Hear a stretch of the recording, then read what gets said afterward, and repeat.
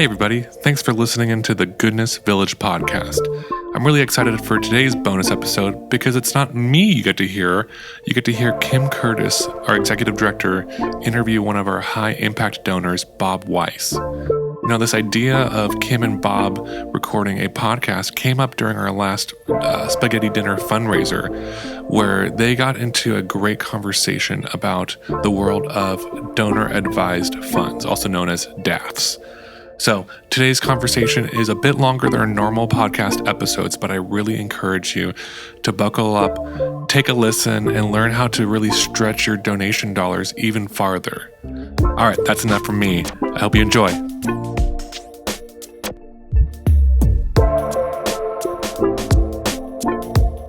I'm more of a corporate expert than I am a individual tax expert, but I know enough to be dangerous about this, if you will.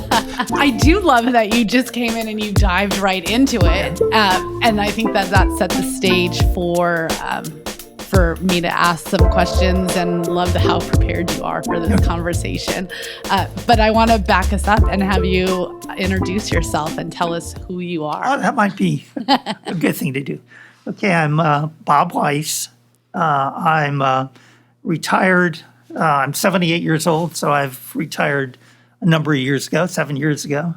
I worked at a company called the Cooper Companies, which basically, and I'm still there as the chairman of the board. I joined them in 1977. And before that, I was their outside auditor. So I have 50 years at Cooper Companies.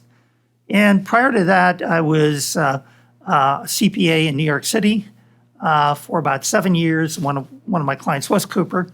And prior to that, I was a farm boy. I was brought up on a dairy farm. And so the first quarter of my life, up until I was 21, was in a dairy farm where we had Holstein cows and then Black Angus. So I kind of a poor boy. I get the farm scene. I was on a tractor when I was 6 years old. Unfortunately, I rolled it over. My father didn't appreciate it. But, so I kind of relate to and I kind of love the setting at Goodness Village from that perspective. At Cooper, we're number one in the world in contact lenses. We're number one in the world in making babies through IVF. Oh, wow. And we have a large operation that is into women's health care and babies, delivering babies, and everything a woman would know when she sees her gynecologist. So that's a little bit about me. I've been in California. We moved from the East Coast. I was brought up in Pennsylvania, and then moved to New York City, and then moved to New Jersey, and then moved out to California in 1979. I'm a military guy by background, ROTC, and in my school in University of Scranton, which is a Jesuit school where I've just given a rather large donation. In fact, they're putting up what's known as Weiss Hall on the university campus. So I'm really excited about that, and spent a little bit of time going back to the East Coast because of that, and because Cooper has large operations in Rochester, New York, and some of the East Coast areas. So I talked a lot again. We love that you're talking. I'm married, have 3 kids, and so my wife, unfortunately, is not here. She's a nurse by background and training from New York City. She worked in eye care, very much like I spent my career in eye care. And she also worked in the Bay Area in pediatrics nursing. And then we've been large supporters for the local theater, Tri-Valley Repertoire, for 30 years until the production manager passed away a couple years ago. But so now it's kind of getting recharacterized, but still in the charitable arena, if you will. Yeah. And we are missing Marilyn today. We were hoping we would have her on here, but we'll just give her a shout out since maybe she'll listen to this later, that we missed her being here today. And I wanted to share with you two things. And as I just realized why you're one of my favorite people now that I've met, is one, I'm a huge Office fan, and it takes place in Scranton, Pennsylvania. So there's that piece. So yay for us for having you here and being that reference. And then my mentor through getting my master's degree and probably a little bit part of my bachelor's degree, he was a pig farmer out of Hayward, and he ended up with his LCSW and his LMFT, and he was a huge imprint in my career and my training, and he's still referenced today. He passed away a few years back, but if you ever hear me scream out, "We need new pigs," as part of my reference for new thoughts, we need new thoughts, that stems out of William Evans, and he was a huge person in my life, and so I appreciate farmers, and I think that's also why I have such a heart for the dairy that we are on for Goodness Village as well. Yes. Yeah, I had in my farm career, we only had pigs once, and then the sow was a little aggressive with my father, and then we didn't have any pigs after that.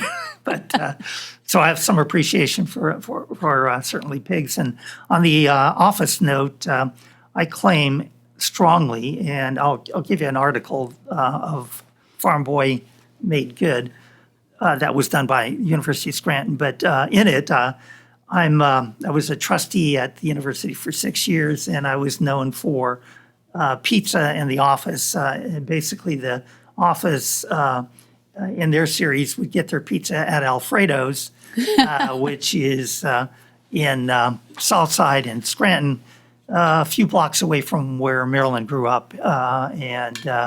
So we have a special loyalty to the office and a special loyalty to pizza in Scranton, if you will. I didn't know these pizza places were real, so that's yes, that's awesome. very real. Well, how much more of the office is real? Should we ask? No.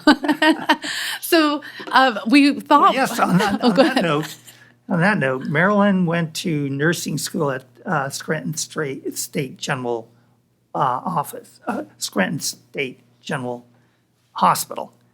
The building across the street is the headquarters of the office, and it's the Dunder Fund. It was right there. Really? Still there. The hospital is gone, but the building is still there. Oh my gosh, that's cool. Okay, the little things. I got sidetracked. And you'll see probably throughout the podcast that will happen to me because money and numbers and just DAFs in general are hard for me to understand. Mm-hmm. I am a social worker, and so relational things I really get. Numbers, investment, things like that kind of cause me to glaze over in a space. So I want to recognize that in advance, that you might see my face go blank while we're talking, but I am. But I think it's an important conversation that we have. And part of it for the folks that are listening to us talk right now is this conversation came up during our fundraiser at Sunshine Saloon, and you were talking about your DAF, and I don't have a lot of understanding about how that works. And so that's where this kind of podcast came out of, that idea of, if I don't know, maybe there's other listeners as well that might need some guidance or some understanding of this funds that they have sitting there that they don't know how to access, and maybe have a hard time admitting that they don't know what to do with it as well, because sometimes we think if we have money, we're supposed to know what we're supposed to do with it. And so maybe we could answer those questions for them. But also part of it, I was at a conversation put on, I think, by Tri-Valley Nonprofit Association, or potentially it was through Three Valleys Community Foundation. Both of them put on amazing events in the community, and I apologize for not knowing which one had the talk, but they were sharing that there is a large amount of funds sitting in DAFs right now. And I didn't understand why that was. And you helped clarify that. So maybe you could kind of talk about that process of how funds get left there and just dive in there. Okay. So I mentioned that you set it up, or you should set up your DAF, DAF, when you're in a high taxable year and you have large capital gains that you want to avoid paying taxes on. So they frequently get set up, and then the person doesn't know what to do the money that's sitting in the DAF. When you put it in the DAF, you then designate how it's going to be invested. And it could sit there in perpetuity for 20, 30, 40 years if you don't do something about it. You've already taken your tax deduction up front, year one, and the money that grows in the DAF is untaxed. So it just sits there and builds value.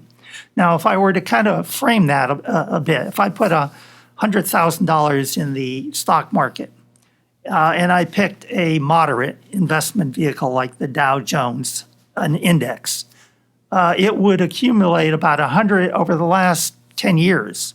That 100,000 would have grown to about 150, 200, $350,000, and or $250,000. So my 100 is now worth $250,000. If I don't pay attention to it, one day I look in there and I go, oh, wow, it's a lot bigger than I thought. And I haven't used any of that for charitable giving. So paying attention to the problem is out of sight, out of mind. People don't really get that in front of them. It's no longer their asset in theory. It belongs to a philanthropic trust. And that money then gets distributed when the donor makes a recommendation. And I can use Crosswinds as an example. If I pledge money to Crosswinds or my church, that money cannot come out of the DAF. You can't commit the DAF. You can recommend, I can make a recommendation. I want to give money to Goodness Village or Crosswinds to my DAF. They then decide, usually within 5 days. And it always has to be a 501c3 type charitable, a respected charitable organization. So at that point in time, I send a note to them, hey, I want to give $50,000 out of my DAF. They then look at it, confirm the charity is qualified, and then they distribute the funds. I then tell them, do I want you to mail the check to me and I'll give it to them, or mail it direct to an address? Usually all my donations out of my DAF are made direct to the charity. So mechanically, I can give all the money I want. So I can disperse 100% of it, or I can give X percentage of it. It's whatever I feel like, and they will generally follow my instructions. I've never had the DAF reject a recommendation because I've always had well-respected 501c3 organizations. And I've even given money. It is not limited to the U.S., so I have a project in Hanoi in Vietnam, and I give money essentially that's funding a project in Vietnam via the DAF, which cycles through the U.S. So it's not a U.S. limitation on how the money is used. So by putting it into the DAF, then it almost sounds like there's a second protection to make sure that the organization is a legit organization before it gets sent on. Totally. Okay, so people don't have to worry about potentially being frauded or No. having their money taken. No. Oh, that's really nice to know. Yeah, and there's all your big banks, like I use UBS as one of my banks, which helped me set up the DAF. There is a organization called the National Philanthropic Trust, NPT, which essentially manages the money. And you then tell them, look, invested in conservative investment could be part bonds, high-quality bonds, or moderate, like the Dow Jones. It could be more aggressive, like international investments. So you then dictate guidance to them, or you can keep it right in the stock you contributed. So I could have left it in Cooper stock, or if I am one of those trillion-dollar companies in the Bay Area like Apple or whatever, it could still be shares in Apple, if you will. So there's three options, really. You can leave it where it is, you could pay a chunk in state taxes, or you can donate to a charitable organization. Is that what you're saying? Yeah, if it's your personal money and you have not put it in your DAF, your options is I could sell stock, pay the capital gain, and then take a tax deduction for what I'm contributing. So let's use that $100,000 example. If I were to sell my stock, that would trigger a capital gain, long-term capital gain, because I've held it a long time. That would cause me to pay essentially 37% taxes, 24% federal, 13% state. I'm paying those taxes. I then come along and get a $100,000 tax deduction, for which I get a 50% benefit out of that if I'm in a high tax bracket that year. So that would be essentially 37% federal, 13% state. I'd get $50,000 back for that charitable contribution, if you will. Okay.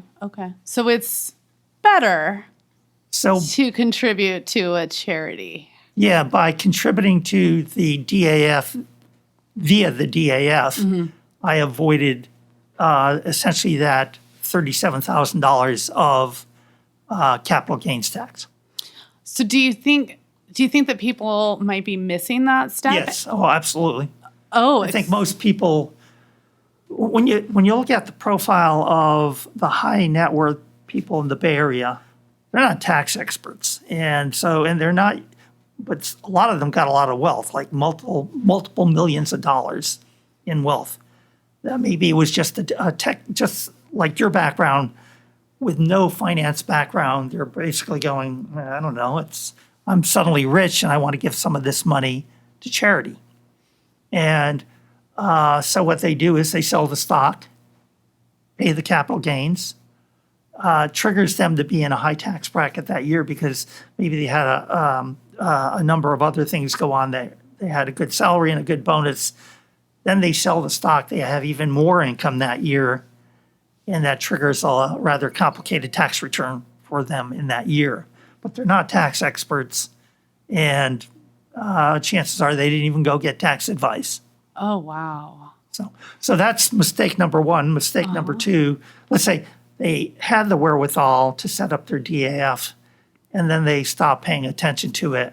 Some people are really into charitable giving, and other people maybe had some guidance that year when they had the large income and set up a DAF, and now they don't really pay attention or know what to do with it. So part of it is kind of like they fell asleep about the money because it's out of sight, out of mind.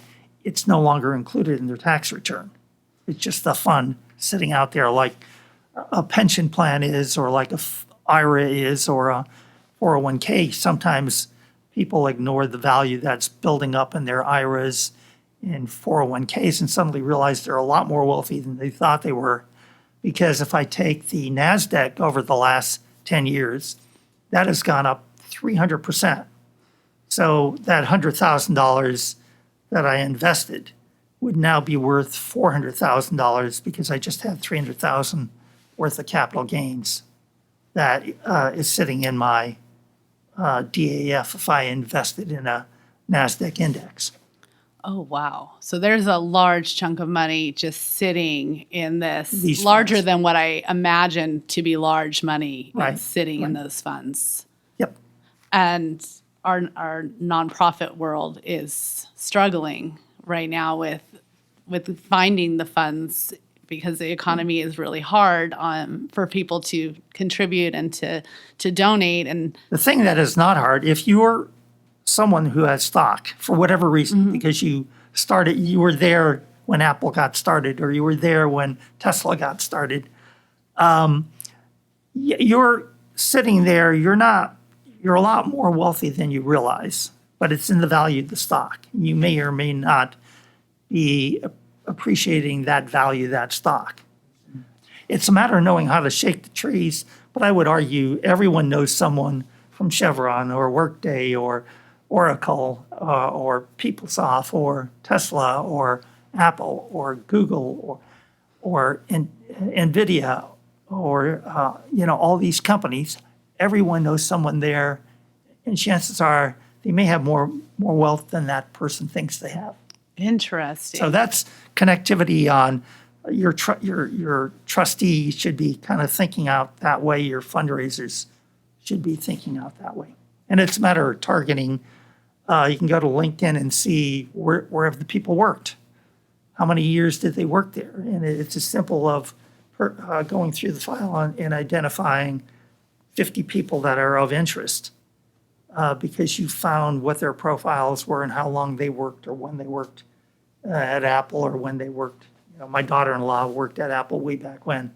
So she worked there for 10 years, and that was when Apple was just, still kicking the tires and inventing itself. Yeah. And there's a lot of those stories. Interesting. I'm in my head, I'm starting to go through all the people that I know and where they've worked, and I'm giving them fair warning that I'm coming for them for their DAF.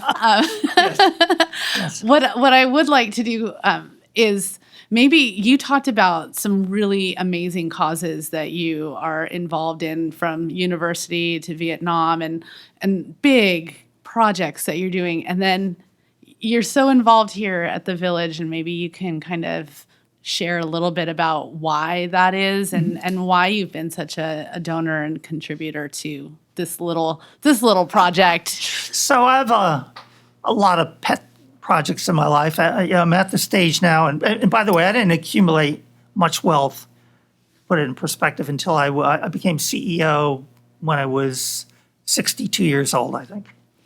And so it wasn't like I had wealth all my whole life. I worked from when I was 6 until now. I still work.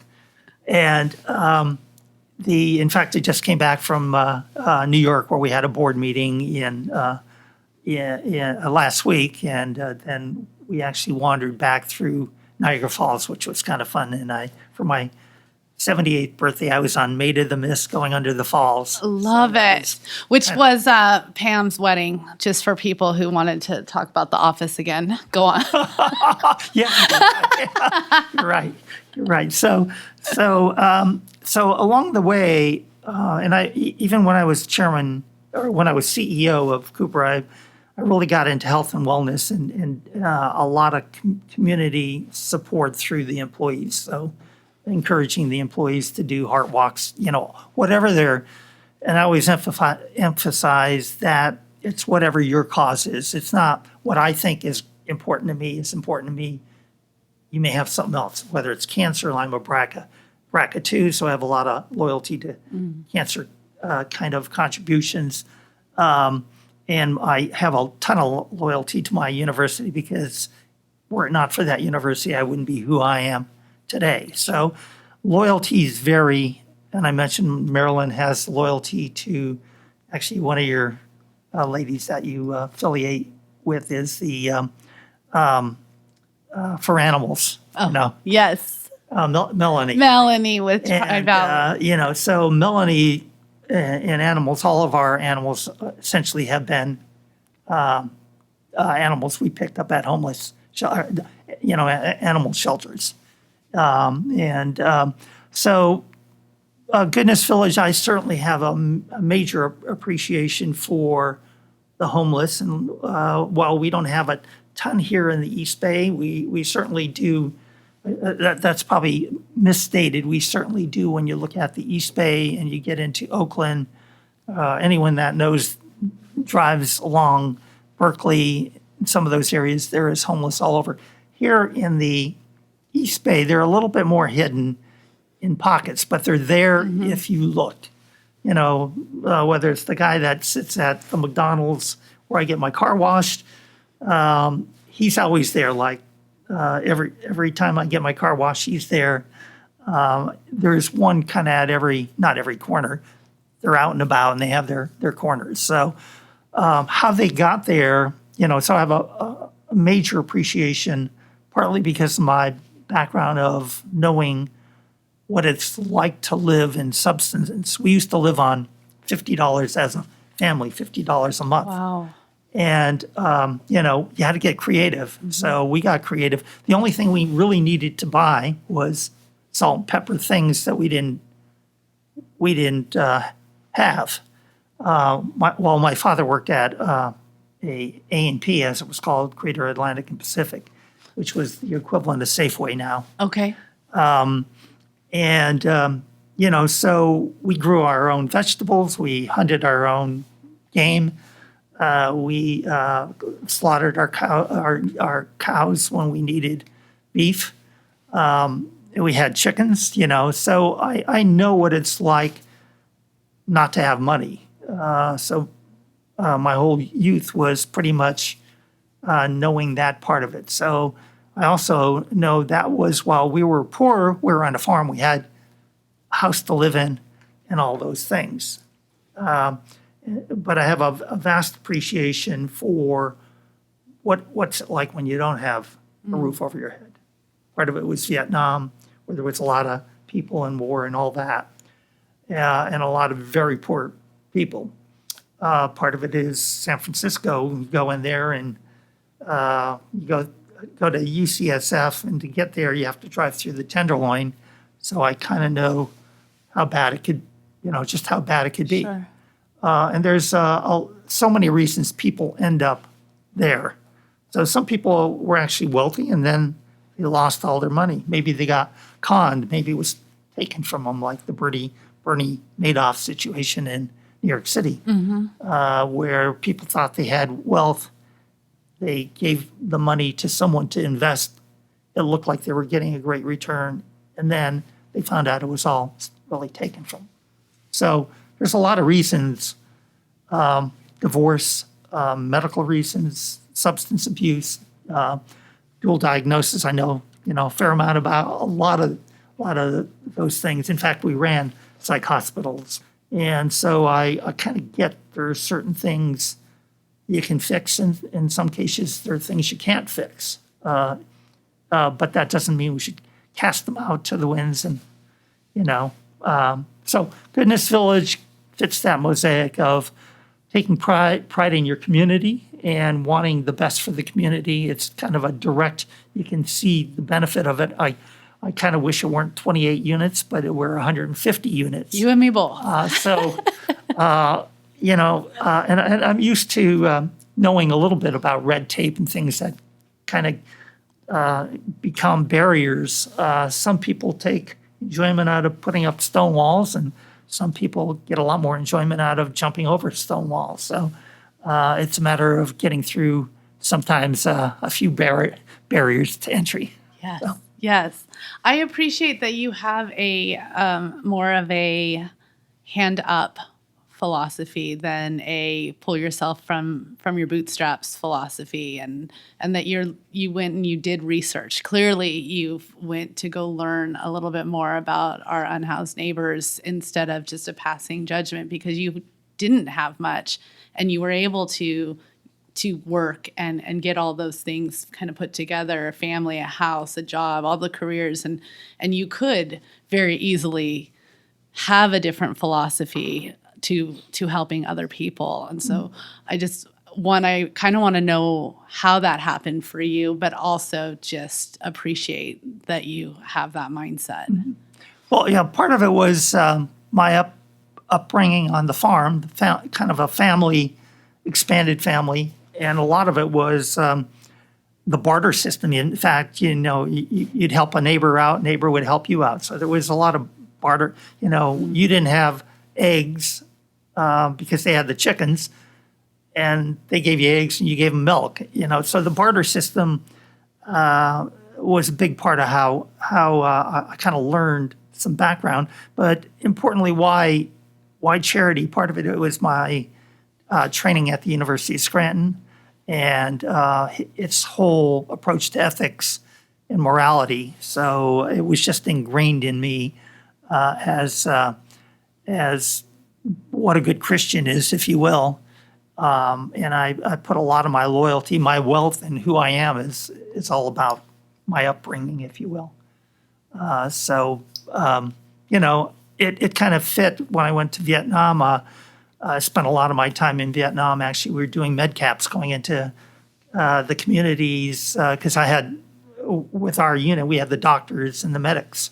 Okay. And so I would be doing polio vaccines or drawing bloods while the doctor did, we had a dentist, so we'd have a dentist pulling teeth of kids that were, losing their teeth and whatnot in the community. And, one of my jobs was to make sure we had a secure environment, so we had to know it was a safe community we were going into to do the medic.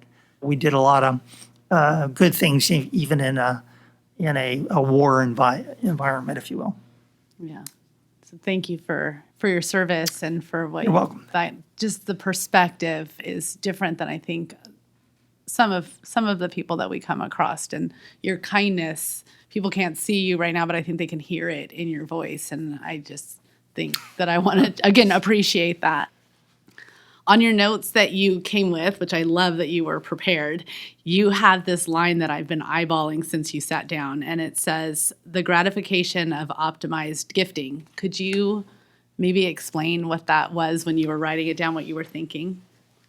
Yeah, what that is intended to signify is I think a lot of people have favorite charities that they have in mind, and they don't quite know how to maximize what they can do for that charity. So when I say optimized gifting, it's pretty much means that if you knew that you could make $1 go a lot further by saving tax dollars, you could give potentially twice as much money.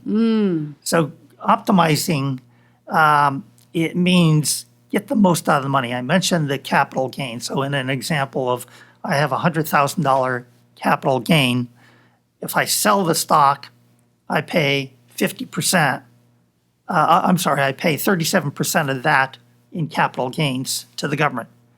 So it's 24% federal and then 13% California, because we live in this wonderful state of California, which taxes you pretty rapidly at 13%. Yes. So optimized gifting is pretty much if you knew you can avoid that 37%. That, in other words, the $100,000 would trigger a $37,000 tax bill that I give to the federal government and the state government. If I rather give that to a charitable organization, then I can do it by having a DAF, contributing that stock into the DAF, which then sells the stock, never pays a tax, and I then take that $37,000 that I saved and I contribute it to charity. So think of it as a 37% raise or tip on everything you're doing if you do it the right way. That's optimization. The government essentially is paying that $37,000, or they essentially never got to collect it. That is a big percentage that could do significant impact in a lot of our smaller local nonprofits. I imagine probably for our bigger orgs too, but I'm going to advocate for our smaller local nonprofits at that time. That 37% of $1 is a huge impact locally. How does one go about setting up a DAF? So it would be, you can either go online and start connecting with the National Philanthropic Trust, NPT, or you can go to your local bank. And I would say, most of the, like BMO or UBS, just go to them and say, I'm interested in setting up a donor advised fund. How do I go about doing it? Now, generally, there's minimum requirement, and it may be 50,000, maybe 100,000, maybe 500,000 at larger, it depends on the bank.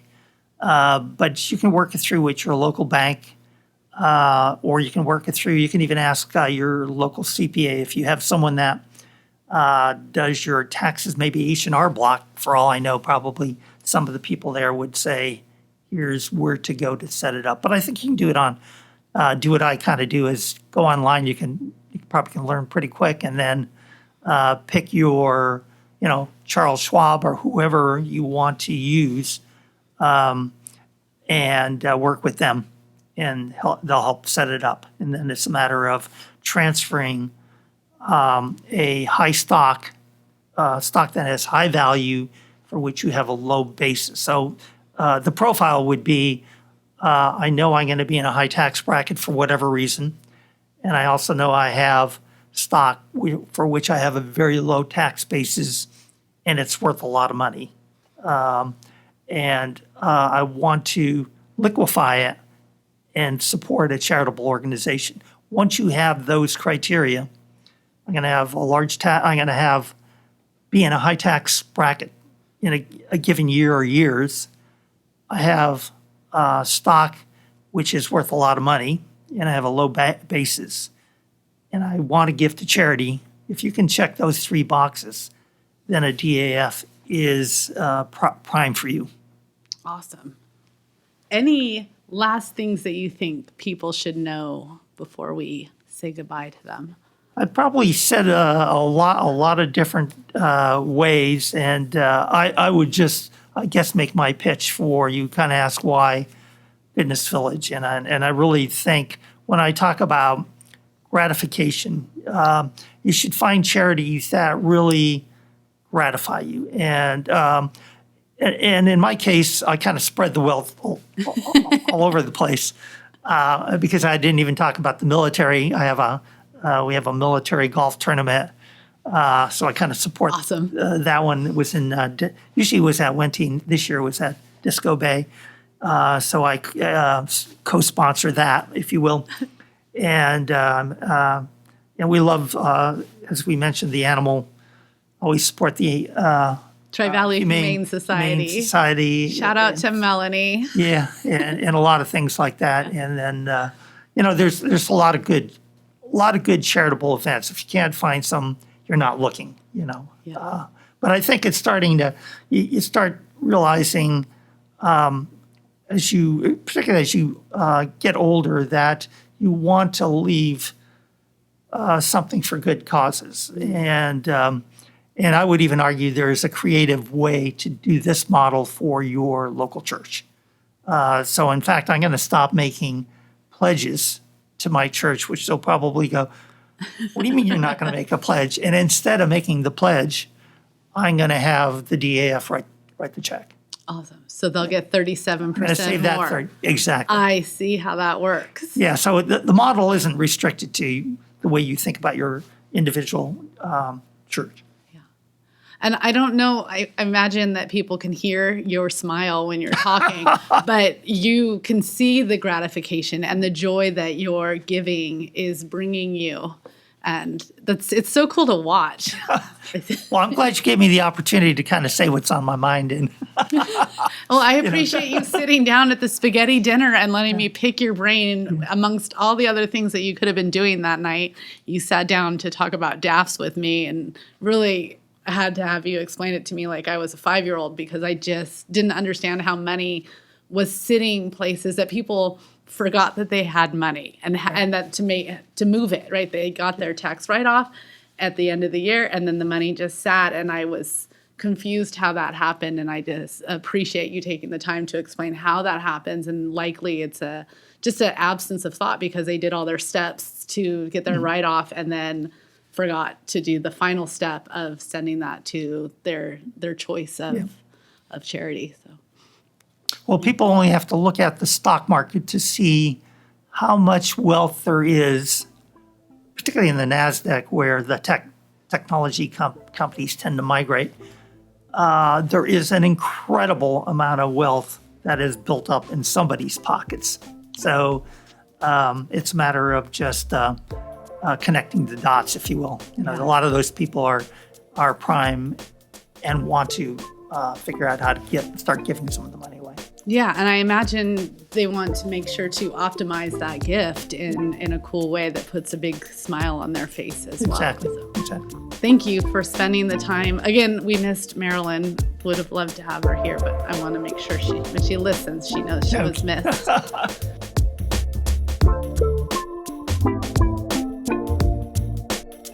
Thanks for listening to the Goodness Village podcast.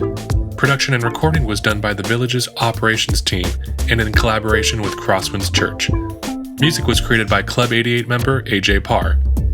If you want to know more about Club 88, this podcast, or Goodness Village, please visit our website at gvlivermore.org. Thanks again for listening to The Good Pod.